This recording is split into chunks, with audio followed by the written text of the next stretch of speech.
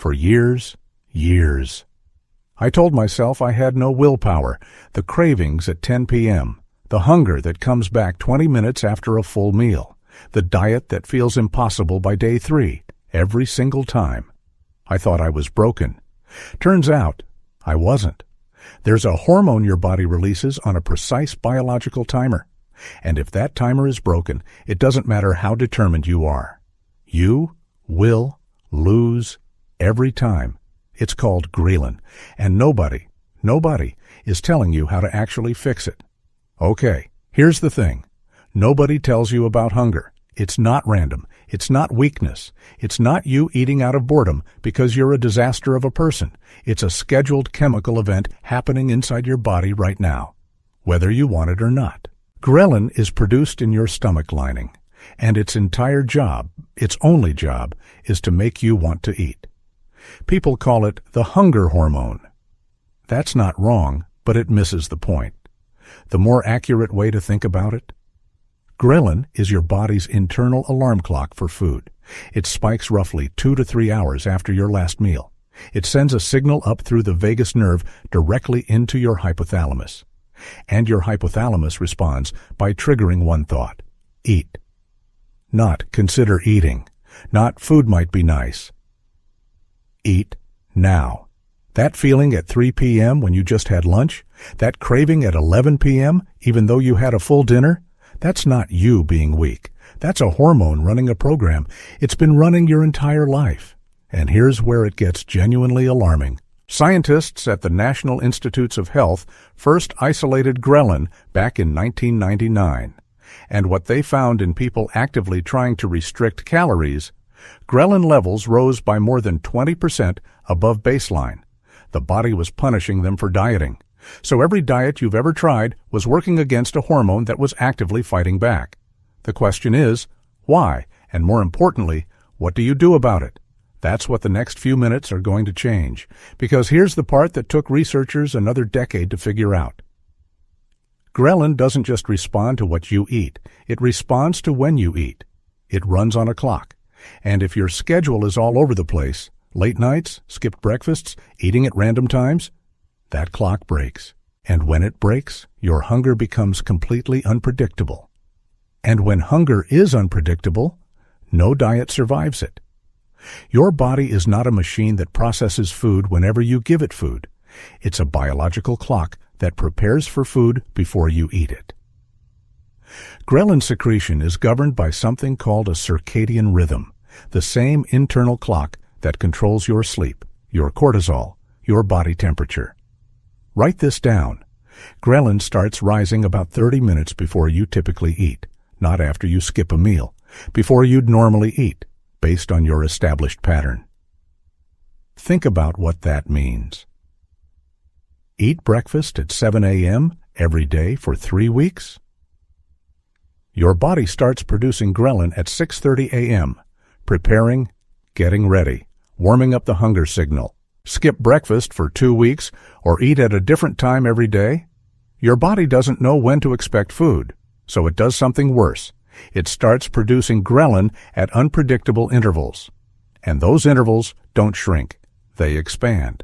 A 2020 study published in the journal Obesity looked at 32 adults over 12 weeks. The group with consistent meal timing saw GhrelIn levels drop about 15% lower between meals compared to baseline. The group with variable timing? Significantly higher hunger scores throughout the entire day, even when they ate the exact same calories. Same food, same calories, different timing, completely different hunger experience. And here's where it gets genuinely alarming, because the clock doesn't just track meal timing, it tracks sleep. GhrelIn is one of the most sleep-sensitive hormones in the human body. A landmark study out of the University of Chicago, one of the most cited in sleep and metabolism research, took healthy adults and restricted their sleep to 4 hours a night.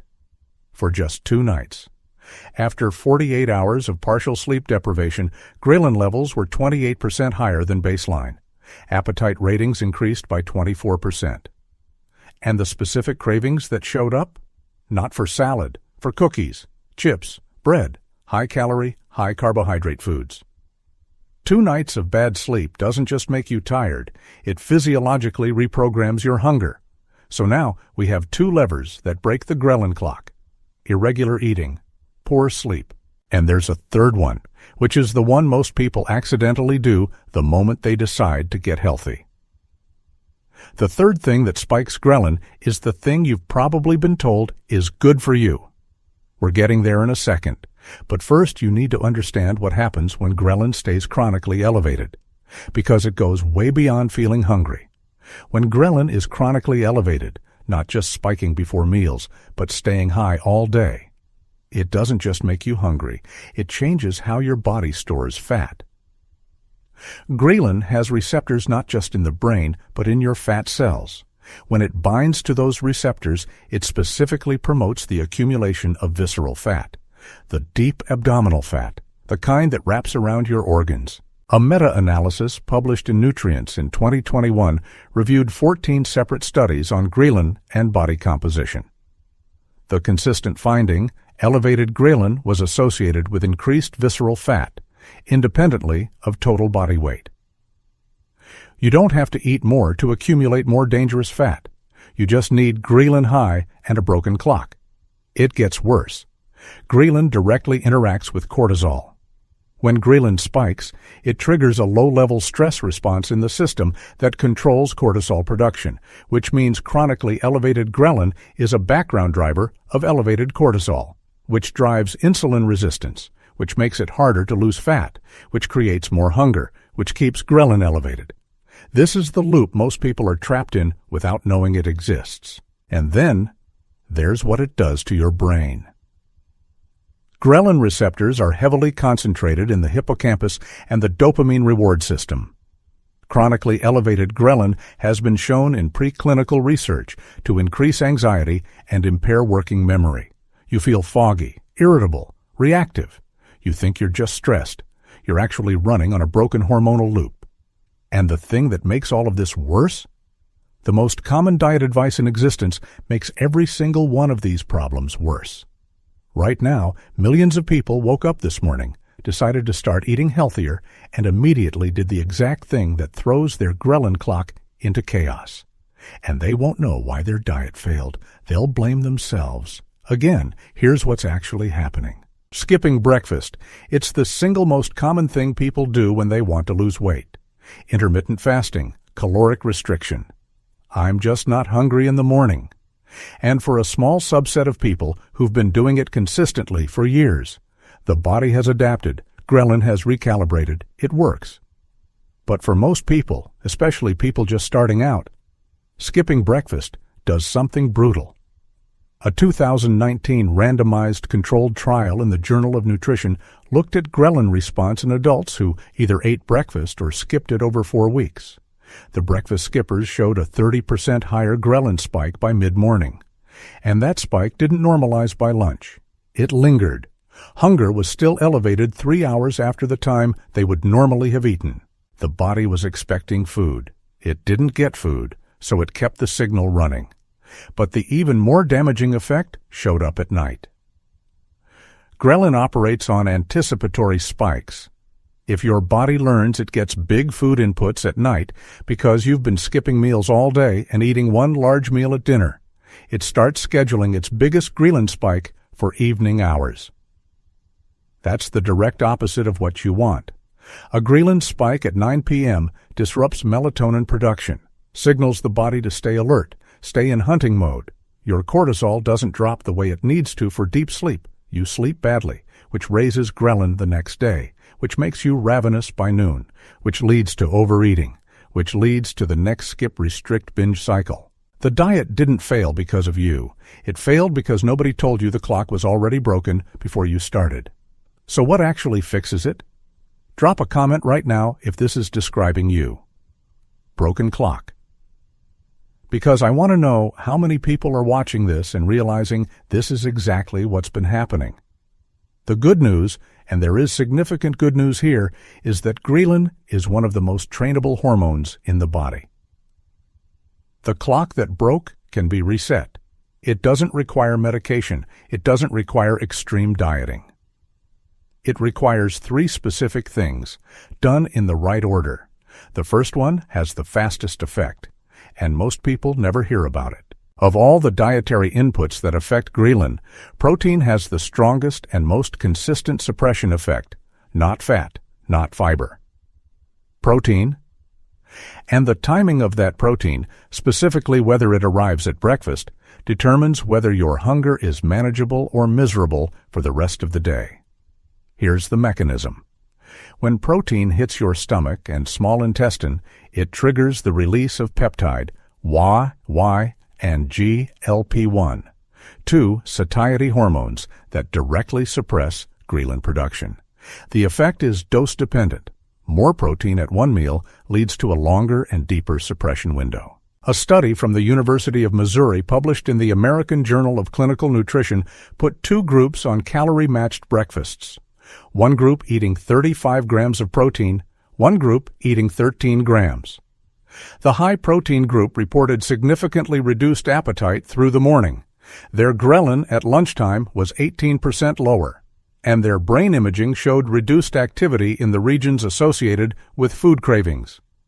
Less hormone, less craving signal, less reward activation. From breakfast, the practical application is not complicated.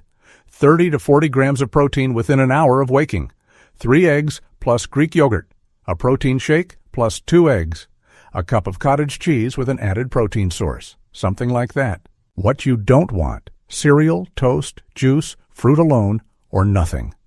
All of those either spike GhrelIn further or do nothing to suppress it. And the reason this matters isn't just the morning. It's the cascade. When GhrelIn is well suppressed in the morning, the next appetite spike is delayed. Lunchtime hunger arrives on schedule instead of crashing through at 11 a.m. Afternoon energy is more stable. Your evening GhrelIn curve is lower.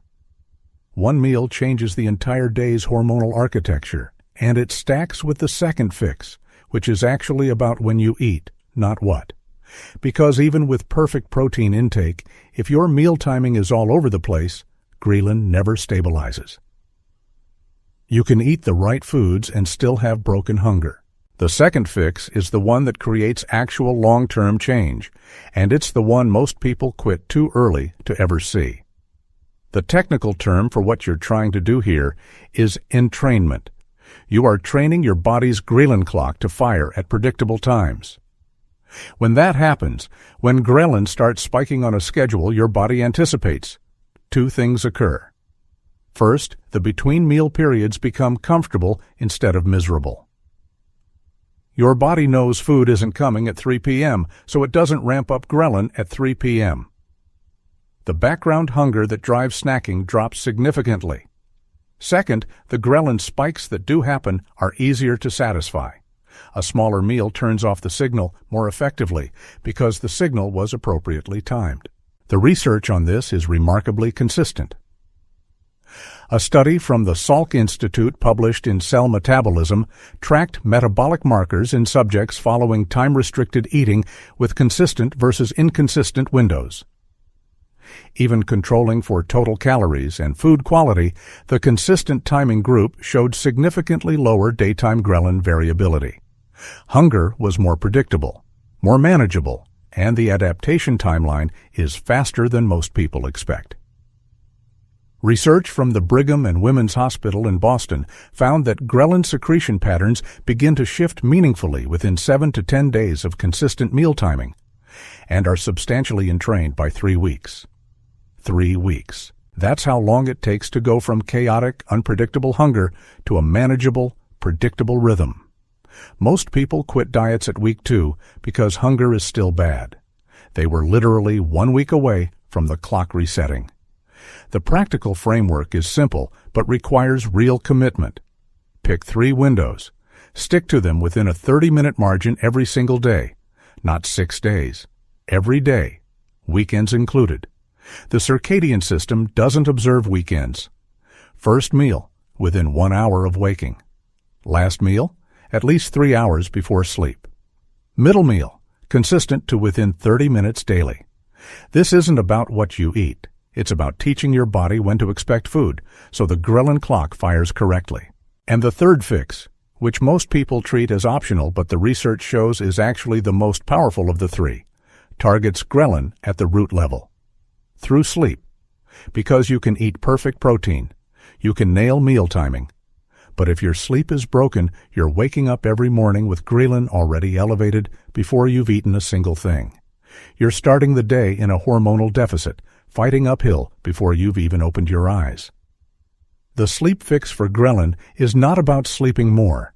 It's about a specific thing that happens during a specific stage of sleep that most people don't know about. The connection between sleep and GhrelIn isn't simply about duration. It's about architecture. Specifically, whether you're reaching sufficient slow-wave sleep, also called deep sleep, NREM Stage 3. During slow-wave sleep, your body does something remarkable. Growth hormone surges. Cortisol drops to its daily low, and GhrelIn production, which has been running all day, takes a significant pause. This nightly suppression window is the primary reset mechanism for your GhrelIn clock. If you're not reaching adequate deep sleep, you're not getting the reset. You wake up with GhrelIn already elevated, already hungry, already in a state where restraint is much harder. The University of Chicago study. I mentioned earlier the one showing 28% higher GhrelIn after 2 nights of 4 hours sleep. Also measured which specific foods people wanted, not general appetite, specific cravings for sweet, salty, and starchy foods. By 45%. Less sleep, more GhrelIn. Specific cravings for the exact foods that break a diet. This is not willpower. This is biology. So what actually drives deep sleep quality in a way that suppresses GhrelIn? 3 mechanisms the research consistently supports. First, body temperature drop at sleep onset. Deep sleep requires your core temperature to fall by roughly 1 to 1.5 degrees Celsius. Anything that keeps your core temperature elevated, a warm room, vigorous exercise within 3 hours of sleep, a large meal close to bedtime, directly reduces slow-wave sleep depth. This connects back to meal timing. That late-night GhrelIn spike from irregular eating doesn't just cause hunger. It triggers a low-level metabolic activation that keeps core temperature elevated and directly degrades sleep architecture. Second, light exposure timing. Your suprachiasmatic nucleus, the master circadian clock in your brain, regulates both melatonin production and GhrelIn secretion. Morning light exposure in the first 30 minutes of waking has been shown to strengthen circadian amplitude, making all of your hormonal rhythms sharper and more predictable. A study in the Journal of Clinical Endocrinology and Metabolism found that individuals who got consistent morning bright light exposure over 2 weeks showed measurably improved GhrelIn suppression during sleep, and lower fasting GhrelIn the following morning. Sunlight in the morning is a direct tool for GhrelIn management. It's not a wellness platitude, it's a documented neuroendocrine mechanism. Third, sleep onset consistency. Just as your body entrains GhrelIn to meal times, it entrains it to sleep and wake times.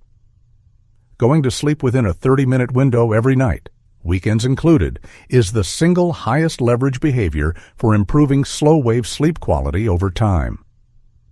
Social jet lag, sleeping differently on weekends than weekdays, is independently associated with elevated GhrelIn, higher BMI, and increased appetite for calorie-dense foods. Even when total sleep duration is equivalent. 3 fixes, but they work as a system, not independently. Here's what that system looks like in a single 24-hour window. Because the reason most people fail isn't that they didn't know the individual tactics. It's that they tried one at a time in isolation and didn't see results fast enough to keep going. These 3 fixes compound, like compound interest, slow at first, then dramatically faster. Walk through a day where everything is working. 6:30 a.m. Wake up, same time as yesterday, same time as tomorrow. The consistency of the wake time is not optional. It's the anchor point for your entire circadian rhythm, including GhrelIn. Within 10 minutes of waking, Light exposure. Step outside for 5 minutes. This fires step outside for 5 minutes. This fires the suprachiasmatic nucleus and starts your circadian clock. Your cortisol morning peak arrives on time. Your GhrelIn curve begins to synchronize. 7 to 7:30 a.m. Breakfast. Within 1 hour of waking. Minimum 30 grams of protein. This is the anchor meal. The protein hits the digestive system, triggers peptide YY and GLP-1, and puts a 4 to 5 hour suppression window on hunger.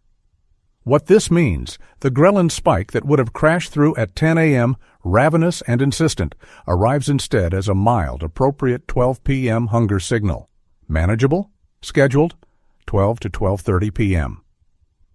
Lunch. Consistent window. The body expected this. It prepared for it. GhrelIn spiked modestly in anticipation. The meal arrives. GhrelIn drops. The next window begins. 3 p.m. A mild pull toward food. Normal, it's a circadian dip, not a real hunger spike. Water, black coffee, or a small protein snack if genuinely needed. The key is not eating a full meal here, unless you're on a 4-meal schedule. 6 to 7 p.m. Dinner. Completing eating by 7:30 p.m. at the latest. This 3-hour gap before sleep is critical. It allows GhrelIn to drop before sleep onset. It allows core body temperature to begin declining. It ensures you're entering the sleep window without a metabolic spike competing with sleep architecture. 9:30 to 10 p.m. Wind down. Room temperature dropped. Screens dimmed or off. The circadian clock, which you've been reinforcing all day, recognizes this window. 10 to 10:30 p.m. Sleep. Consistent. During slow-wave sleep, GhrelIn hits its daily trough. The reset happens. Growth hormone surges. The next morning's fasting GhrelIn will be measurably lower than it was 7 days ago when the cycle was broken. This is not a protocol. This is biology running correctly. The question is whether you give it the inputs it needs or whether you fight it every single day and wonder why hunger always wins. Comment reset if you're committing to the 3-week clock reset starting today. I want to see how many people actually try this. Now, there's one more thing about GhrelIn that almost nobody discusses. Because this hormone isn't just about food. What GhrelIn does to your brain during stress might be the most important thing in this entire video. Stress eating is not emotional weakness. It's a documented hormonal response. I want you to actually hear that, because I spent years thinking I just lacked discipline every time I ended up in the kitchen at 9 p.m. on a hard day. I was wrong. Researchers at the University of Texas Medical Branch ran a series of experiments on GhrelIn's role in stress response. What they found overturned a lot of assumptions. When cortisol spikes, from work stress, relationship stress, lack of sleep, even the stress of being on a calorie-restricted diet, it triggers a secondary GhrelIn release that is independent of hunger. Your stomach isn't empty, but GhrelIn is rising anyway. Because the stress signal tells the body, uncertainty is high, energy might be needed soon, stock up now. This is an evolutionary relic. In a world where stress meant physical danger, a predator, a drought, a hostile tribe, increased GhrelIn under stress made sense. Eat now because you might need to run soon.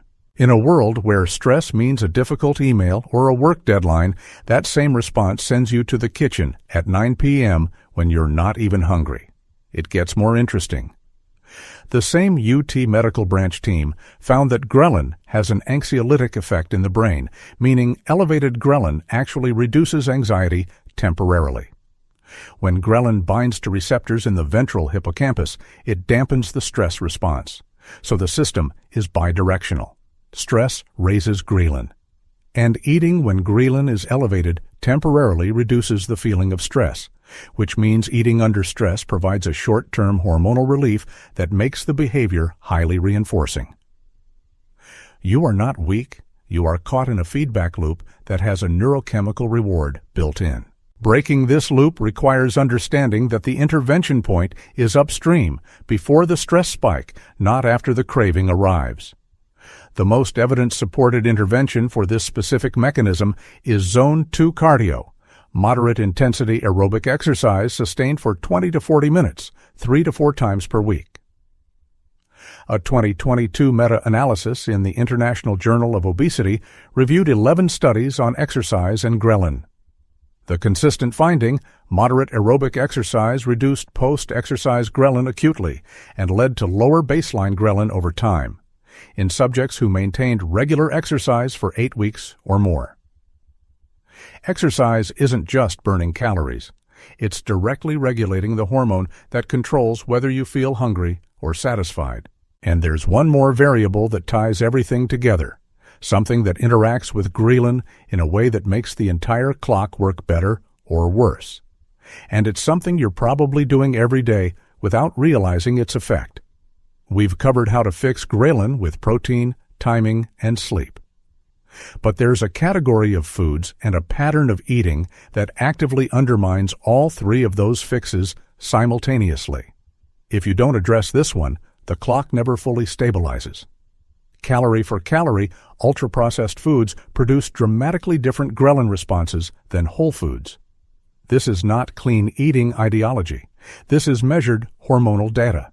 A controlled feeding study published in Cell Metabolism in 2019, widely regarded as one of the most rigorous studies on ultra-processed food consumption, randomized participants to either an ultra-processed diet or an unprocessed diet matched for total calories, sugar, fat, fiber, and macronutrient ratios.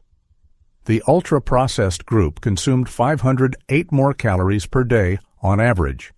Not because they cheated. They were given unlimited access to food and told to eat until satisfied. They simply could not reach satiety at the same caloric level. The researchers specifically measured appetite hormones.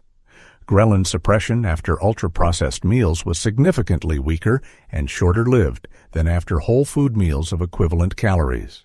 The food was processed in a way that bypassed the body's normal satiety signaling. The hormonal feedback loop that says stop eating was partially broken. The mechanism involves multiple factors: the speed of gastric emptying with highly processed textures, disruption of gut microbiome signaling that feeds into GhrelIn regulation, the absence of physical bulk that stretches stomach receptors and triggers satiety hormones. Your gut has mechanical stretch receptors. Whole foods, with their intact fiber and water content, physically activate those receptors. Ultra-processed foods, engineered to have consistent small particle sizes that move through the gut quickly, don't trigger those receptors at the same volume. You can eat 800 calories of ultra-processed food and still have GhrelIn saying more. You can eat 500 calories of whole food and have GhrelIn fully suppressed for 4 hours. This is the metabolic trap of modern food environments, not the calories, the hormonal signal, which brings everything together into a framework that's simple, but actually built on how the body works. There's one final piece, and this is the one that determines whether any of this works long-term or collapses after 3 weeks. It's the thing that makes the protein breakfast, the meal timing, and the sleep hygiene self-reinforcing instead of requiring constant effort to maintain. Here's the thing about GhrelIn that most people don't understand. It adapts. Within 3 weeks of consistent behavior, GhrelIn doesn't just respond differently to your inputs. It restructures its secretion pattern to match your new rhythm. The clock doesn't just reset, it recalibrates. What this means practically is that the first 2 weeks of any behavioral change are the hardest. GhrelIn is still firing on the old schedule. It expects food when you used to eat. It spikes when you used to snack. It rises at night if you used to eat at night. Week 1, harder than normal. GhrelIn is confused. Week 2, still challenging. Clock is shifting but not set. Week 3, a noticeable shift. Hunger arrives on schedule. Between meal periods are quieter. The craving at 10 p.m. is gone or dramatically reduced. This is not motivation. This is GhrelIn having entrained to the new pattern. A 12-week behavioral intervention study from the University of Warwick tracked GhrelIn levels, subjective hunger scores, and dietary adherence in participants following structured versus unstructured eating patterns. At week 3, the structured group showed a 22% reduction in between-meal GhrelIn secretion compared to their week 1 baseline. Dietary adherence at week 12 was more than double the unstructured groups, not because they had more willpower, because their hunger was biologically easier to manage. The people who made it to 12 weeks weren't more disciplined. They had better hormonal infrastructure. This is the insight that changes everything about how you think about dieting. Willpower is a finite resource. Hormone calibration is a system. You don't need more willpower. You need 3 weeks of consistent behavior to get the system running correctly. After that, the system works for you instead of against you, which means the entire question you should be asking is not, can I stick to this? It's, can I make it to day 21? Because at day 21, it stops being a fight. Before the summary, there are 2 things about GhrelIn that almost nobody discusses. One is genuinely counterintuitive in a way that changes how you think about appetite. The other is a practical tool that can accelerate the clock reset. Both of them matter. First one, cold exposure suppresses GhrelIn. I know, that sounds backwards. Cold is associated with craving warmth and calories. And in prolonged extreme cold, that's accurate. But brief cold exposure, cold showers, or cold water immersion lasting 2 to 5 minutes has been shown in multiple studies to acutely suppress GhrelIn and increase peptide YY, the satiety hormone, for up to 45 minutes after. The mechanism involves norepinephrine release, which temporarily suppresses appetite signaling. A study out of Trondheim, Norway, measuring cold water immersion in healthy adults found that 3 minutes at 14 degrees Celsius produced measurable GhrelIn suppression and a subjective reduction in appetite lasting 40 minutes. This is not a cure for broken GhrelIn, but as a morning tool, a cold shower after waking before breakfast, it provides a suppression window that lets you eat breakfast calmly rather than in response to a ravenous spike, which means the protein you eat is absorbed without competing with extreme hunger signals, which means satiety kicks in more efficiently. Small tool, documented mechanism. Second, social eating context affects GhrelIn. This one genuinely surprised me. Studies measuring GhrelIn in social versus solitary eating contexts have found that eating with other people produces a different hormonal response. Specifically, GhrelIn tends to drop more efficiently in social settings, and post-meal satiety is rated higher. The proposed mechanism involves oxytocin, the social bonding hormone, which has direct interactions with appetite regulation. Shared meals trigger mild oxytocin release, which potentiates satiety signaling and accelerates GhrelIn suppression. What this means practically, eating alone at a desk, standing over a counter, or scrolling your phone while eating isn't just a wellness concern. It may literally reduce the hormonal efficiency of your satiety system. The meal context matters, not just the macronutrients. Here's what you know now that most people never figure out. Hunger is not a character flaw. It's a hormone on a clock. GhrelIn rises before meals on a schedule your body learned from your habits. When that schedule is inconsistent, erratic meal times, poor sleep, skipped breakfasts, stress-driven eating, ultra-processed food, the clock breaks. And when the clock breaks, hunger is relentless, unpredictable, and almost impossible to override.